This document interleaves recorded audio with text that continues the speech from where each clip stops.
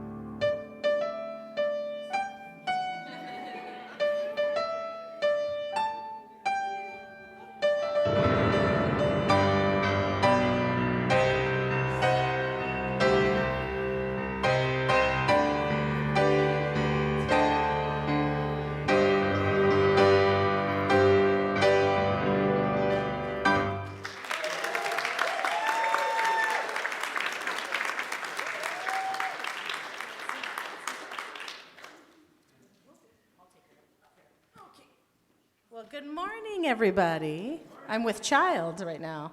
So, yeah, that's what it is, and enjoy it, because I do. Okay, so we're going to sing together 95, There Is More Love, somewhere, and we're just going to do the first 3 verses. Please stand together to sing.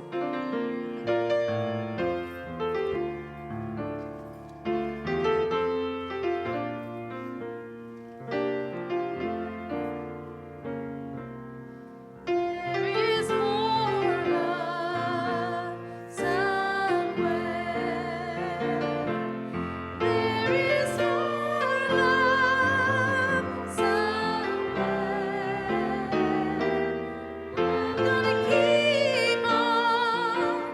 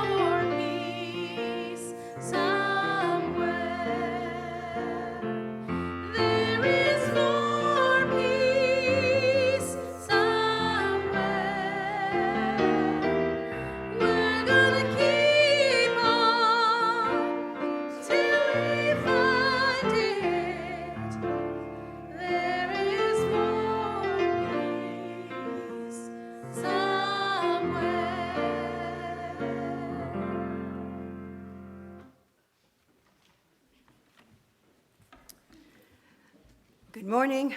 I'm Karen Doran Steele, today's lay leader. I welcome all to the Unitarian Universalist Church of Spokane, including those who are here in the sanctuary, people who are streaming with us, and those using Zoom to participate. We're glad you're with us. Whether you're here in our sanctuary or attending remotely, it is here that we join to create a nourishing religious home with the mission to champion justice, diversity, and environmental stewardship in the wider world, or as we say more briefly, to create community, find meaning, and work for justice. We have two announcements this morning. The first is about a poetry reading coming up on November 1st. Lisa Conger, our church member, as you know, will be reading from her recently published book, Paper Boat, at the Wishing Tree Bookstore on November 1st. Look for the notice in the Sun for more details, the address and the time. And now, UUCS board member Nancy Avery has an announcement about an upcoming event.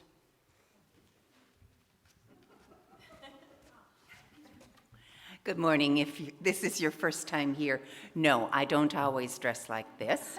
I am here to promote the Halloween concert being held here Thursday at 6:30.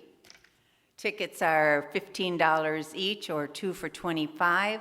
Kids are welcome free. There's going to be crafts for them to do, so they'll stay busy. Performing that night are our own Riche on vocals and Jackie on the piano. Okay, Dan Lane on the cello and vocals, Bob Marlowe guitar and vocals, and Scott Brownlee on bass. It'll be an hour and a half of great music, maybe even some you can dance to.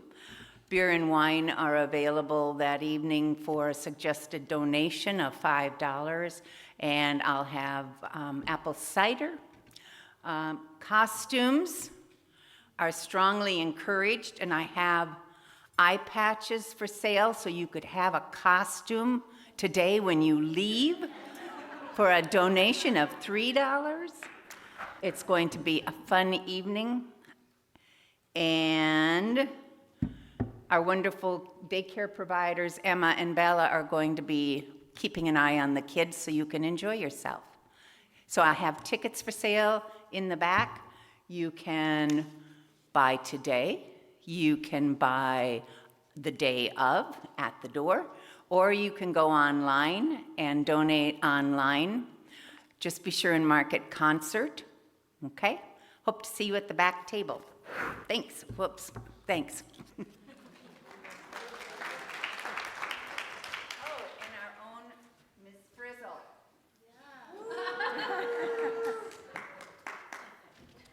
So before we begin our service, let's take a few minutes to greet each other.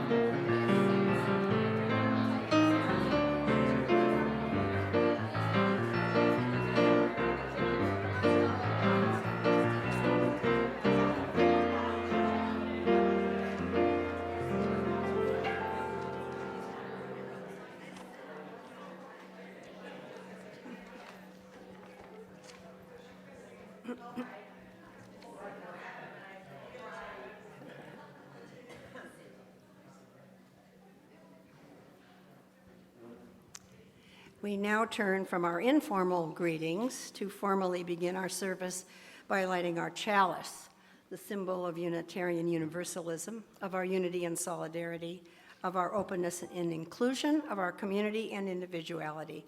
May this small flame be our offering of warmth to those who are cold and alone, with a comforting light to those in darkness.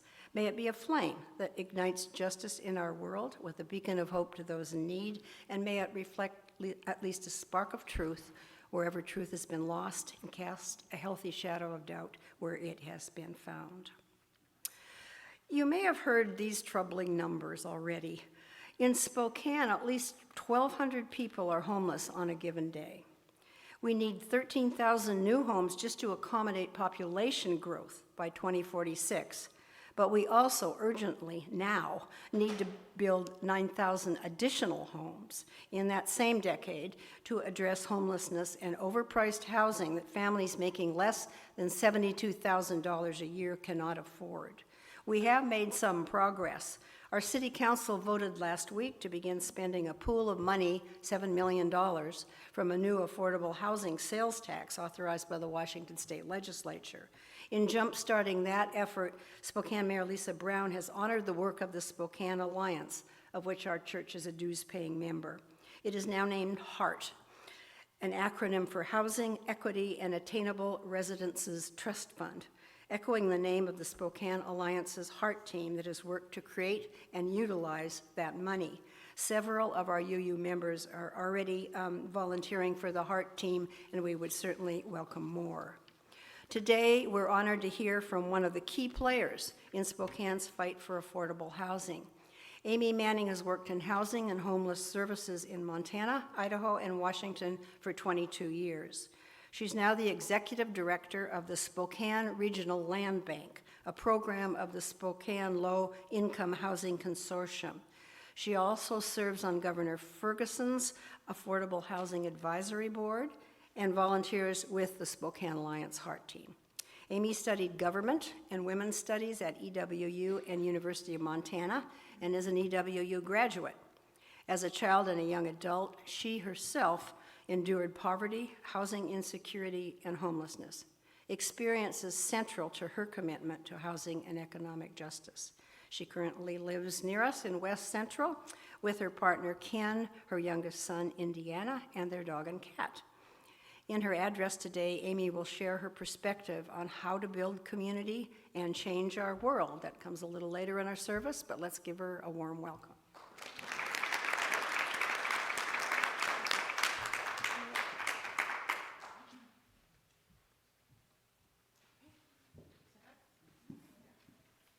All right, if you can please stand, and we're going to sing again together.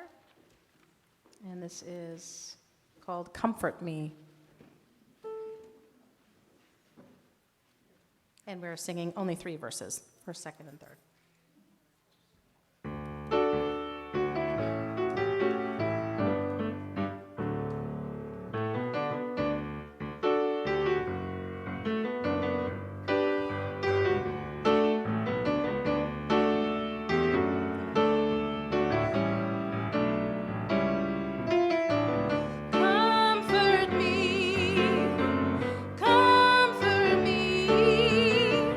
Comfort me,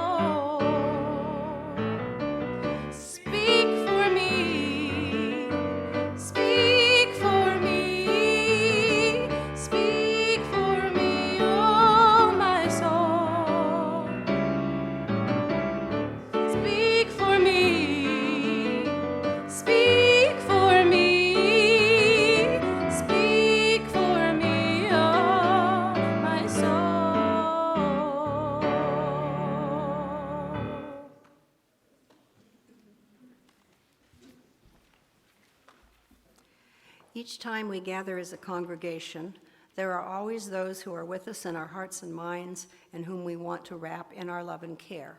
We light a candle for them this morning. We also light a candle for the people of Ukraine, still under attack by Russia after more than 3 years.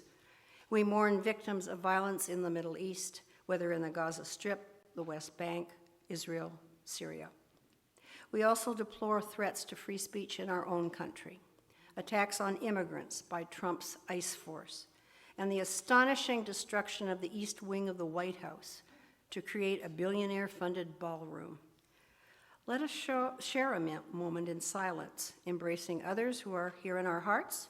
You are welcome to say their names, those named aloud and those remembered in the silence we hold in our community of compassion.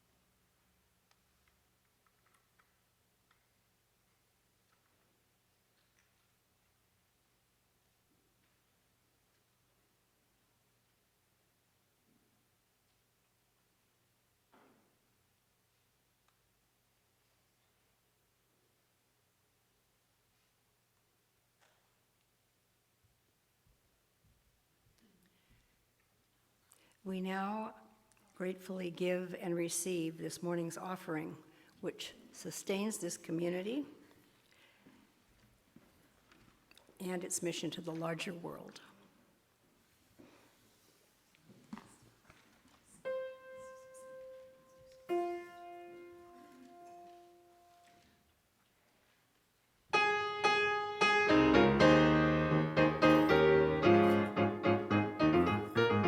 I sing because I'm happy. I sing because I'm free. His eye is on the sparrow, and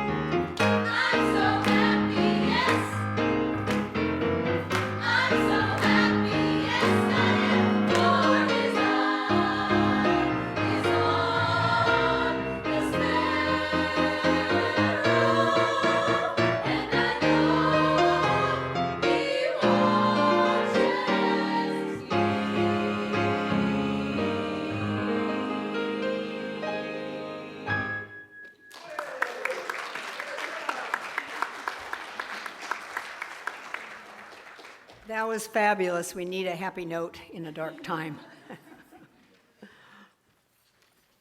As we prepare for meditation, I invite you to get comfortable. Oh, I'm sorry. We did things a little differently the first service, but want to give the kids a chance to hear their story and then leave before we start meditation. So if you are a child who would like to come forward for our Time for All Ages, you're welcome to come forward. And as you're making your way down, I have a quick announcement for our parents of middle schoolers. So this is in the sun. It didn't make it into our program this morning, but we are launching a program called Neighboring Faiths for youth in grades 6 and above. And we're doing a condensed version of this curriculum, but it allows our youth to explore world religions in the context of our own faith, Unitarian Universalism. So you can talk to me after the service. You can grab a brochure that's on the welcoming table, or check out The Sun or my upcoming RE newsletter for more information. And without further ado, our story is appropriate for this time of year, spooky season. It's called Who Loves the Dark? Does anybody here love the dark? We've got a few people, all right. There once was a child who got lost in the woods. As night began to descend, the child became more and more frightened. I'm sure any of us would be frightened too in that situation, but what made this child even more frightened was that he had always been afraid of the dark. He was more afraid of the dark than any of his friends or his siblings. He didn't know why he was more afraid than his friends or his siblings. He only knew that when the sun went down, he was always very glad to be inside his brightly lit house. When the sun was all the way down and the only light was just a tiny bit of light from the moon and the stars, the child got so frightened, all he could do was sit down and cry, which he did. Soon he heard a voice say, "What's all that racket?" He looked down and saw a mole squinting up at him. "I'm lost in the woods," he said, "and it's dark and I'm afraid." "Well," said the mole, "perhaps you could try to take your noisy crying farther down the path. I hate having to come out of my warm, comfortable, dark hole to tell people to be quiet." Then the child heard another voice. "Go back into your hole, Mr. Mole. I'll take care of this." The child looked up in the direction that this newer voice seemed to come from, and in the darkness he could see two glowing eyes looking down at him. Before he could scream, which was his first impulse, there was a flutter of wings, and the creature flew down near him, and he could see that it was an owl, who said, "Please excuse Mr. Mole. He hates to come out of his nice dark hole for anything, to be honest." At this, the child burst out crying even harder, because as frightened as he was of the dark, having non-human animals speak to him was a little frightening in itself. "No need for that crying," said the owl. "If you just give me your address, I can guide you home." With that, the child did indeed stop crying, partly out of relief that someone might be able to lead him home, and partly out of curiosity as to how an owl could locate his home with or without the address. But deciding he had little to lose, the child choked back his tears and replied that he would be very grateful to be guided home, and he gave the owl his address. And I hope everyone here has his or her address memorized in case an owl ever has to guide you home. So this strange pair headed off through the dark forest in what the child hoped was truly the direction of his home. When his fear left him just a little bit, the child looked around, and though the moonlight was dim, he began to notice his surroundings a bit. At one point, he noticed a kind of flower that he had never seen before, and he slowed down just a little bit so he could gaze at it. "That," said the owl, "was an evening primrose. Did you know that there are some flowers that bloom only at night? There are moonflowers and night gladiolas too, flowers you would never see if you didn't go out at night."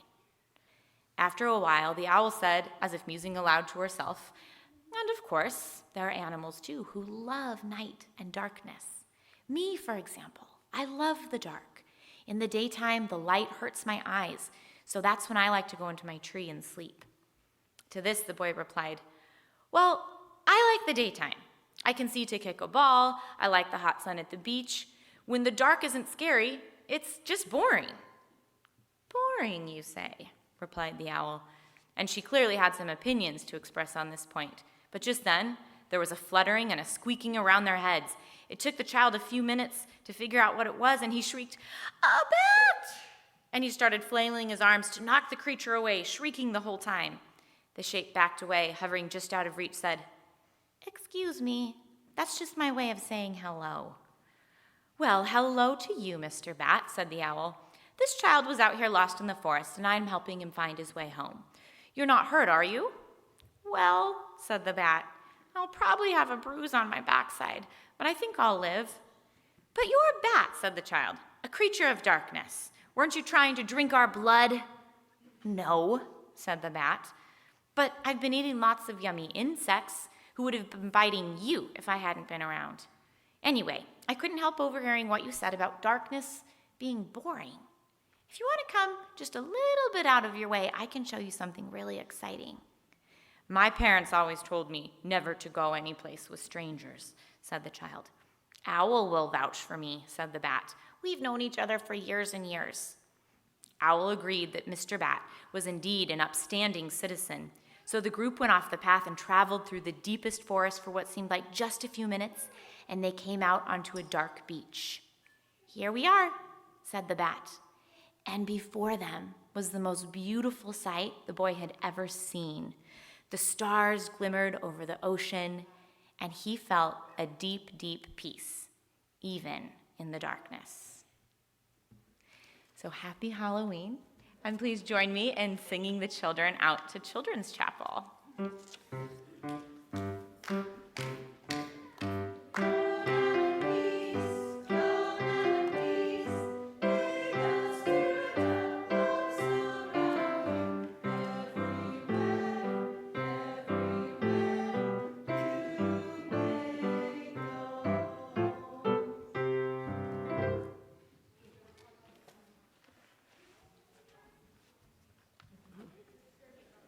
As we prepare for meditation, I invite you to get comfortable, breathe deeply, and reflect on the words of former Missoula Mayor Daniel Kemmis in his book, The Good City and the Good Life, Renewing the Sense of Community. As cities come to understand that they themselves cannot survive if their children have no hope, the nurturing of hope becomes part of the city's work, and with it, the nurturing and rebuilding of trust, without which democracy simply disintegrates.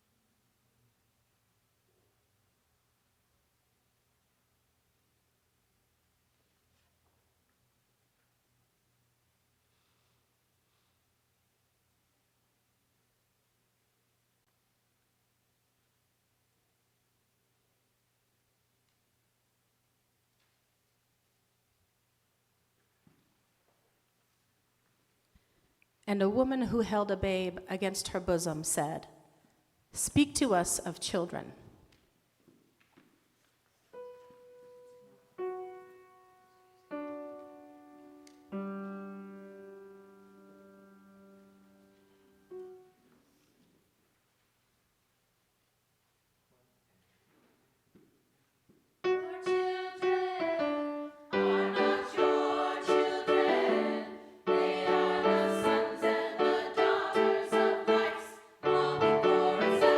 They come through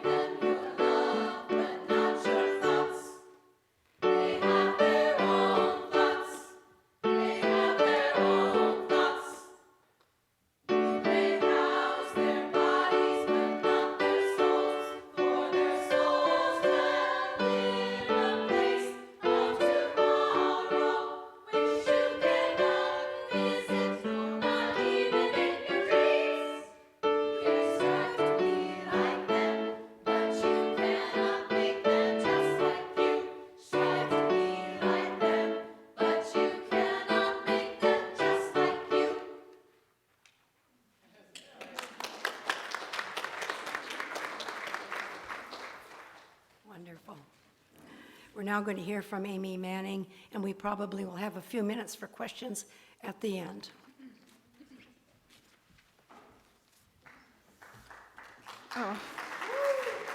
Thanks. Thanks for having me here. My name is Amy Manning, and I have worked in housing and homelessness for 22 years, which seems like a really long time at this point. I want to really ground us in this moment as far as our community. I think there's a lot of conversations about where people are from and whether they deserve care or not, whether that is nationally, internationally, or in our local community. I've been doing this work for a long time, and this is sort of the ugliest moment that we've had for how we talk about folks who have struggles and are down on their luck. So I want to say that how I'm not from Spokane. I grew up across 6 different states and went to 30 schools. I did graduate from Rogers High School, but I went to 6 different high schools. And so I want us to all think about like how we look at our neighbors and how we care for each other and what we're called to do. So just a quick apology, I forgot to print out my speech, so I might be looking at my phone a little bit, not because I'm not happy to be here, but because, well, printing sometimes is hard. As we enter another winter in Spokane, I can't help but think and be reminded of the coldest winter of my life. It was bitter and the schools were closed, and I was in Montana, so closing the schools was not something that happened very often. They made us muscle through. It was a really rare event for a Montana winter. My family was huddled together. We had our heater had went out, and we had it fixed, and then it went out again, and we heard this loud bang. And in 30 minutes, our house and all of our belongings burnt to the ground. We lost everything. I was 12 years old. My brother was 8, and my sister was 6, and my mom was a single mom. In that moment, in those 30 minutes, our possessions, our sense of safety, everything was out and done. It was really terrifying. It was disorienting. Starting over felt like pushing against an avalanche. And we ended up moving into a crowded apartment. My mom had a friend who had 4 children as well, and so there were 2 moms and 7 kids in a 3-bedroom apartment. And for a while, that's where we were. And for a long time, life really was defined by scarcity and hard questions like, why us? How could we keep going against these odds? And in my family's crisis, our community showed up. In the Missoulian, the local paper, and thank you for the Missoula quote, I appreciate it, it feels like home. We had a tiny article, it was probably like 4 sentences that talked about how we lost all of our belongings, how everything was gone in 30 minutes, and if folks wanted to like help, they could. And so we were wrapped by community love. Like what happened in that moment is folks saved silverware and bunk beds, and little church ladies sent $5 checks, and it was this really profoundly humbling and moving experience for me as a 12-year-old. It was my first moment where I really experienced community outside of my family. And I realized how small things could make a big impact in somebody's life, and how all of us together could make soft places for people to land and help to get back up. And I know that without those things, without all of those pieces that came together, that it would have taken a lot more for my family to get back up.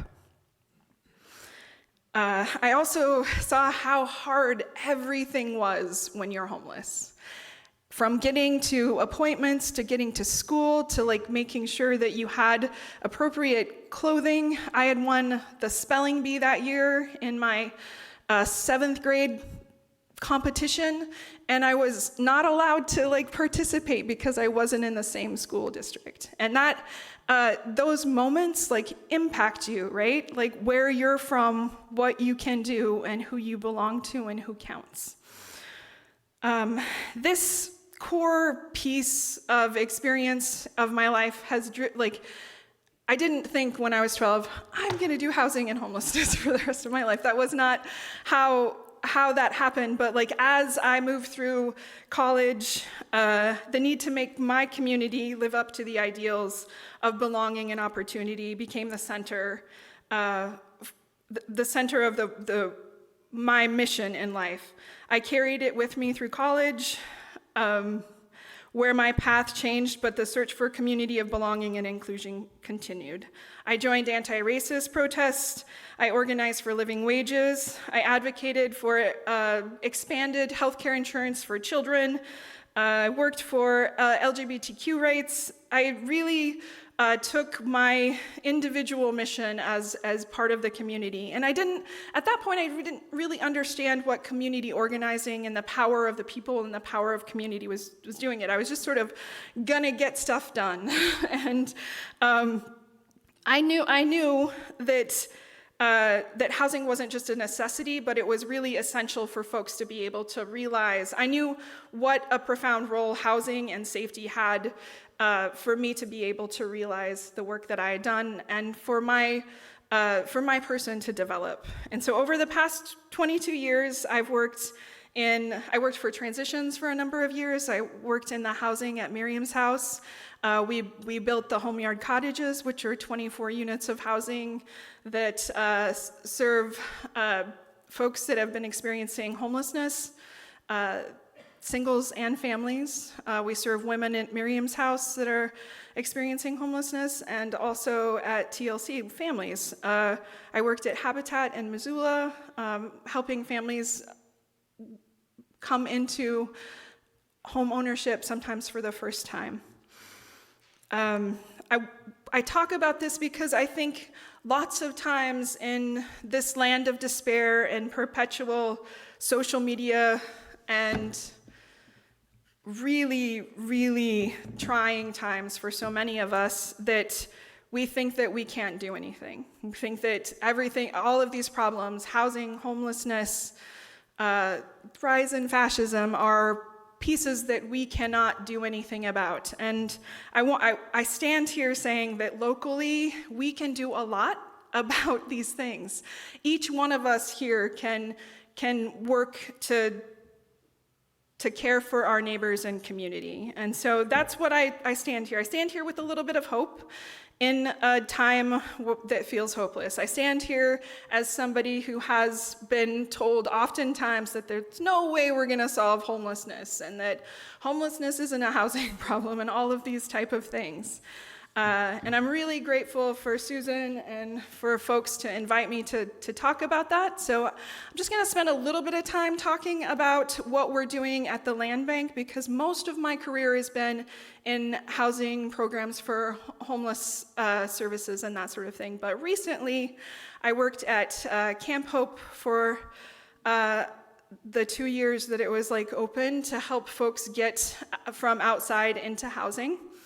And then as I finished that up, I worked, the city and other folks were talking about housing and our houseless neighbors in ways that was frankly not accurate, and it was really misleading to the general public. So I want to share that experience working with folks that were on a 2-block space at Camp Hope.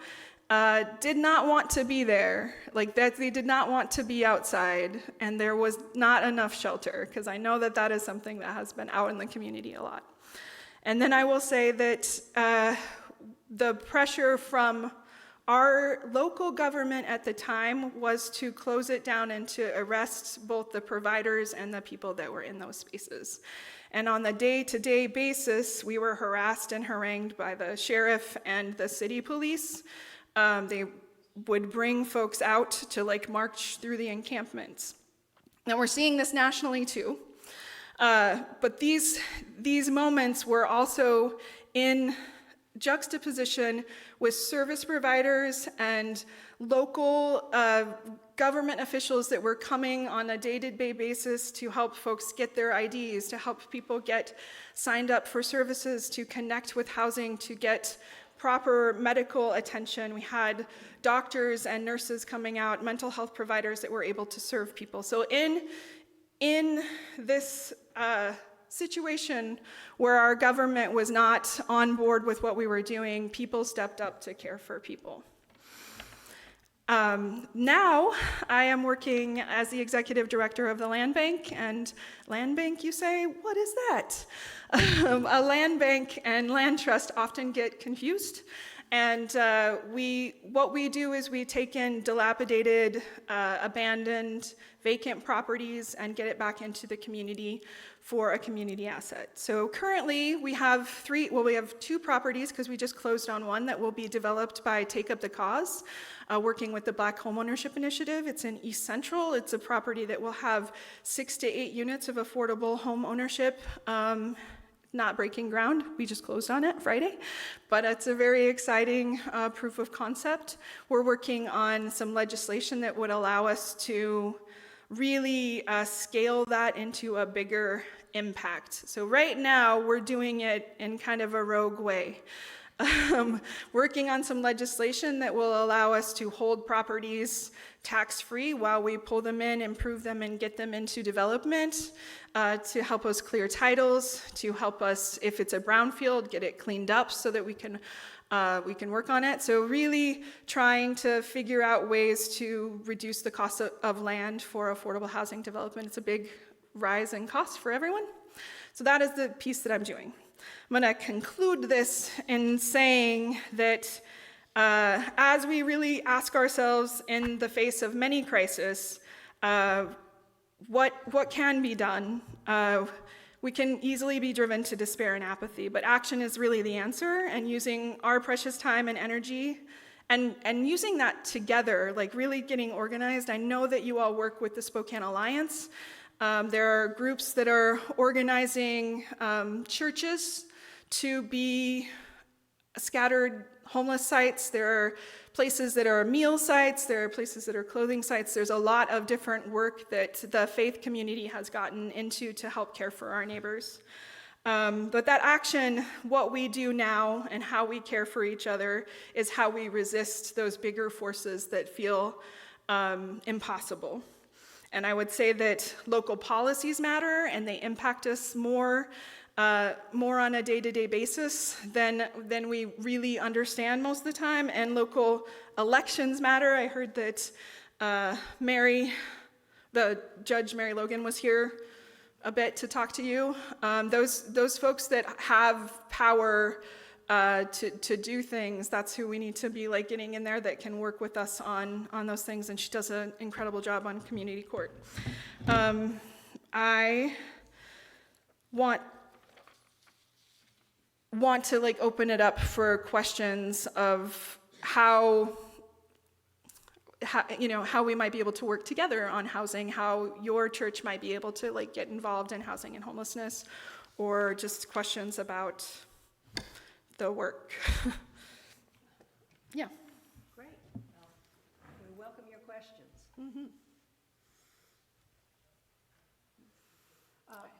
Susan. How does property or land come to your attention in working to the land bank? What is a good property? What qualities does it have that you'd be interested in? Well, so right now we have some weird properties. So like we're interested in a lot of different things, and that it needs to be buildable, and that depending on what you're building is a more complicated answer. But we have a property on Euclid that's kind of a weird long triangle, and we've just been working with an architect to get some drawings out to see what can actually be built there. And then we have another one that is on Wilson that's sort of got some elevation and trees and things on it that have some other challenges. But like, so challenged property, we're interested in property that maybe is sitting there and not being of use, right, is really the key for land banks. Is we really want to take in stuff that's not being utilized, underutilized, or it's just kind of sitting there. I lived next to a vacant house for almost 10 years. It had been vacant for 30. During that time, that house was vacant. My car was stolen. We had 2 car windows broken. We had 2 bikes stolen. Now we have a lovely neighbor who works at Lutheran Community Services, and we have not had that problem at all. So being able to really transform some of those vacant and abandoned properties into community assets. So I don't have a checklist because it gets so complicated. Yeah. Okay. Oh, we have a mic. We have the technology now. Are you, Kinda. is it on? Okay. Are you building individual homes or multifamily homes? So the land bank doesn't actually build. The land bank is a pass-through. Like, we take it in, get it ready to build, and then we identify the developer that's able to like realize that vision. And so we don't technically build, but we are.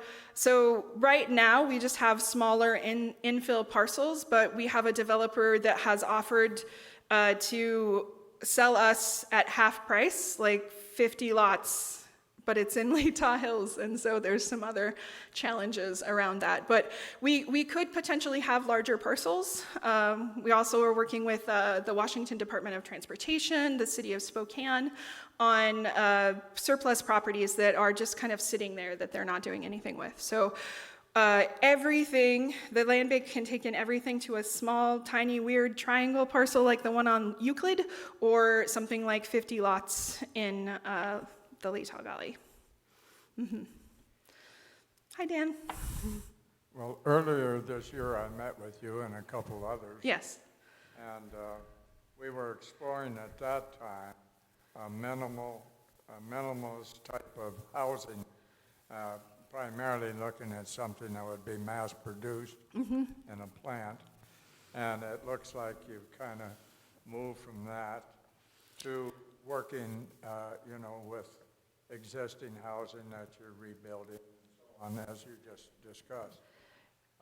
Is there any chance, or are you looking at going back, working with churches and putting minimal shelters there that would be just a place for people that are sleeping under bridges and so on, go in at night, have a bed, have lights, and have shelter and security for the night?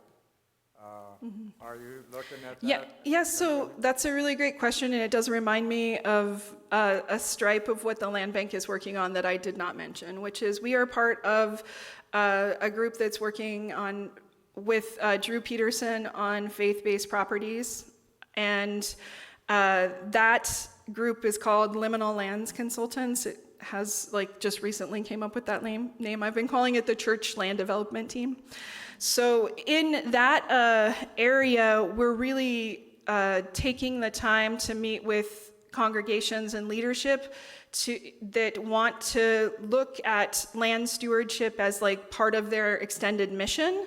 And for some folks that is what can we do now, and can we provide shelter for folks? Can we use this property that we have to serve now, or is this something that we want to develop later? So that group in the land bank plays an important piece in that conversation, both in doing some community organizing and community listening sessions about what is the mission and the approach that the congregation wants to take, what are the responsibilities that would kind of bring up, and kind of walk through that. So if you're interested in that, the liminal lands do, I think we're doing 3 a year, working with congregations. So it's kind of a cohort that does a discernment about what your mission is, who do you want to serve, what can you do, is this something that you want to kind of move through? And the focus for us, our expertise is around housing and homelessness, but that doesn't mean that's what your congregation has to decide on, because it's whole conversation about community service and things. There's one person in the back, and then, yeah. Does that make sense, Dan? Does that answer your question? Okay. Hi, thank you for being here. My question is about kind of policy and legislation. I guess I see some of the things like, you know, if you're evicted, you can't rent for 7 years, or some of the ways that landlords will add fees to rent ledgers, and then people will get evicted and then they can't rent. Yeah. I see it the same as, you know, a prisoner. We just passed some laws in Washington where you can vote after you've been in prison, which I think is a big deal, but I kind of see it as the same. Yeah. And I love everything you're doing. And I just am curious about, you know, like I said, the policy and legislation part of it, if that's part Yeah. of the advocacy work that you're doing. It is, it absolutely is. So I'm involved in I wear a number of hats doing this stuff for a long time. You get to be in rooms that you didn't used to be. So I work on the governor's advisory for affordable housing. I work locally with the Spokane Alliance and Experience Matters and the Washington Low-Income Housing Alliance, which partners with the Tenants Union and Resident Action Project. That's a long way of saying that there are a lot of agencies like locally and statewide that are working on these policies. And so in 2018, the Tenants Union, Spokane Alliance, and the Washington Low-Income Housing Alliance passed a series of tenant protections that are really good, but landlords quickly learned ways around them. And just last year, we passed a rent stabilization bill that also limits, because we were seeing rents rise 100, 300% in a year. So somebody who had been housed stably in a unit would come in one day when their lease was expiring and get a notice that they would have a $400 or $500 like increase. And we're seeing more folks evicted right now. So, and we passed just cause eviction, because before 2018, Washington was a no-cause eviction state. Like, you could just evict people. You could just be like, I'm sorry, you have 30 days, peace, go away. And you could just derail somebody's housing. So like those folks, the Alliance, the Washington Low-Income Housing Alliance, and locally the Resident Action Project, always have a legislative agenda for every year, the long session and the short session they're working on. I'm working on a land bank enabling legislation. It's the first legislation I've written. This is my first year really effectively like using my government degree. Before I probably should have got a social work degree, but you know, hindsight. So we're working on that with the Spokane Low-Income Housing Consortium, which is hosting. And so if you're interested in advocacy, there's a lot of folks that are working on policies that can greater impact. Locally, that Experience Matters group that I founded, we work on local homeless policy and organizing folks. And currently, on Monday, they'll vote on an initiative called Home Starts Here. And most of it's really good. It does give a lot of discretion to the police, but we really don't have the votes currently on to push back on it. So it does rely on organizing folks like you to like call their city council members and say, hey, you're doing that. So if you're interested in that, I did put together like some organizing and policy advocacy sheets that are on that table right next to you that have those organizations, so that I just sign up for the alerts. So you don't have to, like, I can say this because I've been in it for 22 years, but like, you don't have to do that. You can just sign up with the people that like are working on the things that you want to work on, and they'll give you alerts and tell you like what they're working on. So. We have time for one more question. Okay. Yeah. Here comes Tom.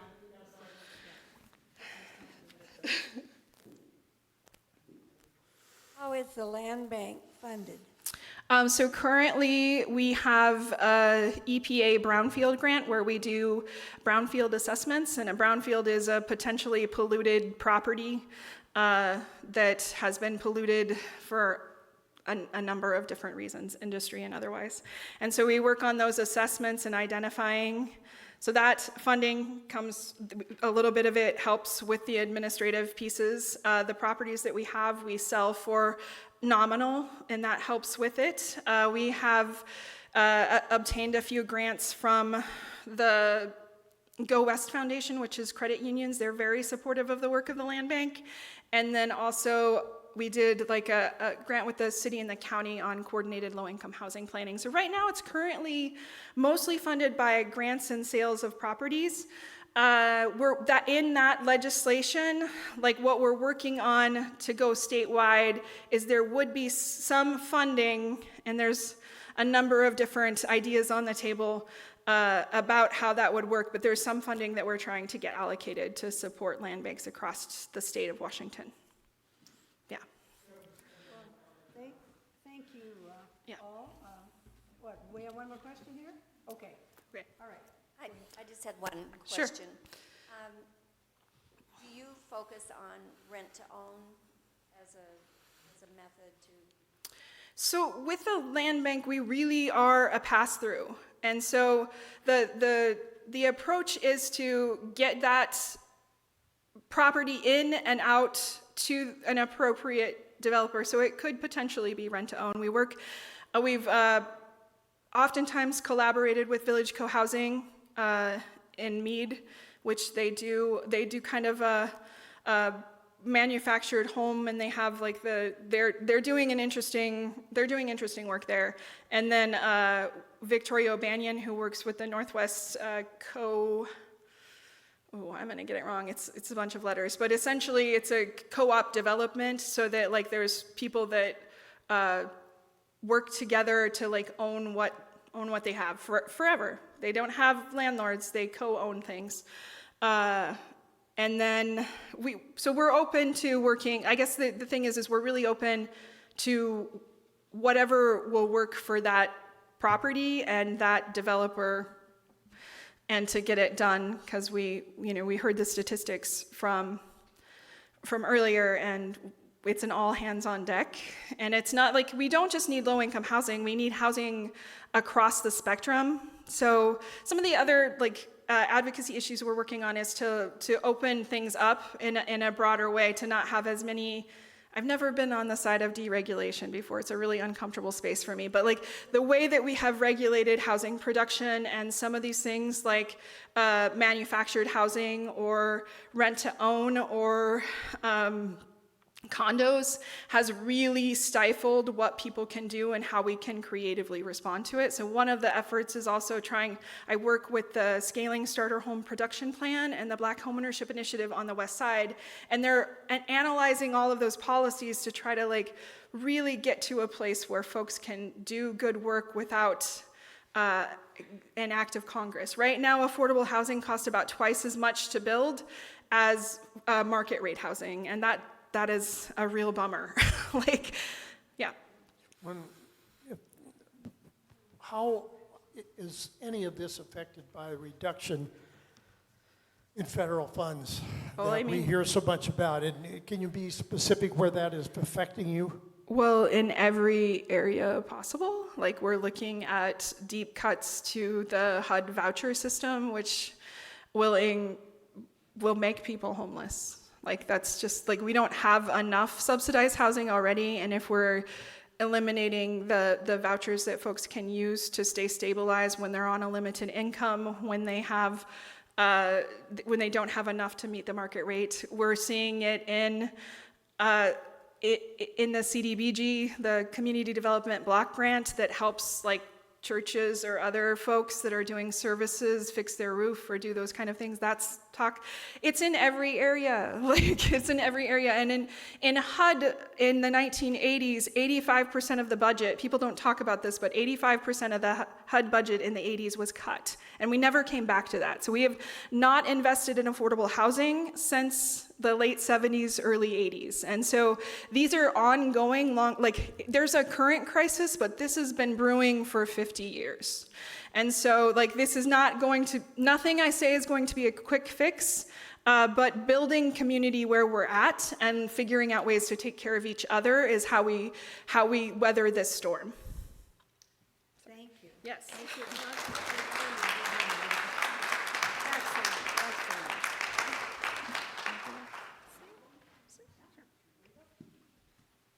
All right, let's stand and sing together.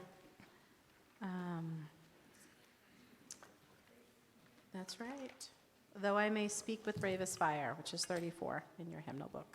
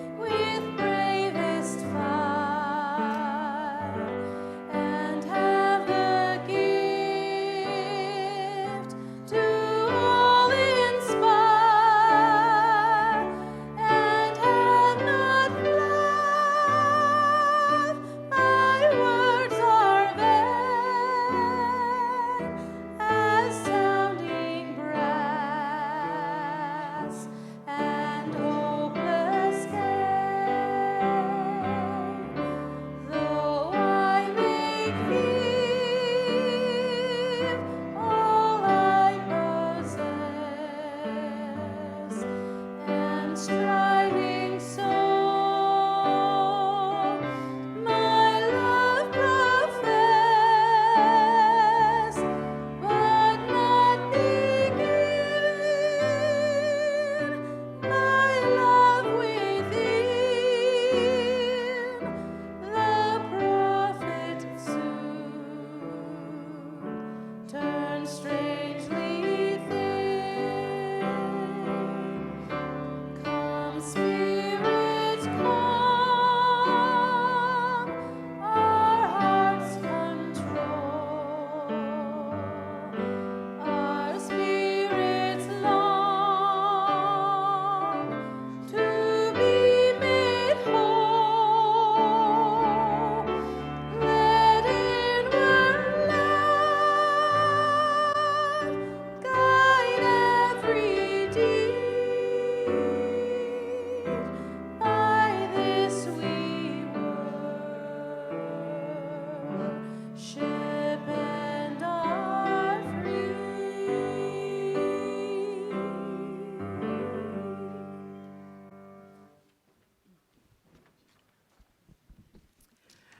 Let us leave here today with a benediction from 1 Corinthians.